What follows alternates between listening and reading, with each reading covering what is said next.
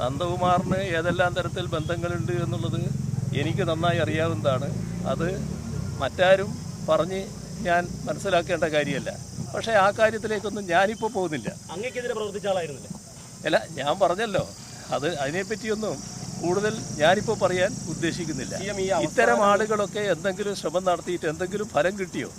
അവരവരുടേതായ വഴി വല്ലാതെ നോക്കി എന്നുള്ളത് ശരിയാണ്. അതിനെ ഫൈനാൻസ് ചെയ്യാൻ ഒരു കൂട്ടർ ഇവിടെയുണ്ട്. അതാണ് നിങ്ങൾ കാണേണ്ടത്. നിങ്ങളെ കൂട്ടത്തിലും ചിലരുണ്ട്. നിങ്ങളെ കൂട്ടത്തിലുള്ളവർ മാത്രമല്ല, കേരളത്തിൽ തന്നെ ഒരു വൃത്തം നേരത്തെ മുതൽ എനിക്കെതിരെ പ്രവർത്തിക്കുന്നതായി ഉണ്ട് എന്നുള്ളത് നിങ്ങൾ കാണണം.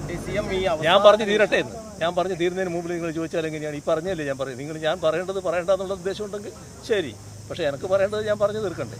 ഞാൻ പറഞ്ഞു വന്നത്, എനിക്കെതിരെ ഒരു വൃത്തം ദശാബ്ദങ്ങളായി കേരളത്തിൽ പ്രവർത്തിക്കുന്നുണ്ട്. അവരെ ഫൈനാൻസ് ചെയ്യുന്നവരുണ്ട്. അവർക്ക് വലിയ തോതിലുള്ള പിന്തുണ മാധ്യമങ്ങൾ നൽകുന്ന, ഒരു പറ്റം മാധ്യമങ്ങൾ നൽകുന്ന നിലയും കേരളത്തിലുണ്ടായിട്ടുണ്ട്. എന്നിട്ട് ഞാനെങ്കില്ലാതായിപ്പോയോ? ഞാനിപ്പോഴും ഇവിടെ നിൽക്കുകയല്ലേ? അവരുദ്ദേശിച്ച കാര്യങ്ങൾ എന്തെങ്കിലും നടന്നോ? ചില കാര്യങ്ങൾ തൽക്കാലം നേട്ടങ്ങളുണ്ടായി എന്ന് അവർക്ക് തോന്നിയിട്ടുണ്ടാവും. പക്ഷേ ആത്യന്തികമായിട്ട് നേട്ടം ഉണ്ടാക്കാൻ പറ്റിയോ?